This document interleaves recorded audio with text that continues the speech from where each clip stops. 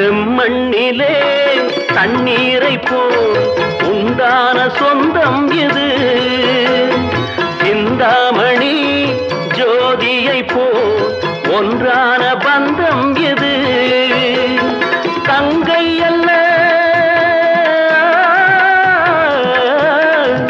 தங்கை அல்ல தாயானவள், கோடி பாடல் நான் பாட பொருளானாள். ஒரு தங்க ரதத்தில் பொன் மஞ்சள் நிலவு, ஒரு தங்க ரதத்தில் பொன் மஞ்சள் நிலவு.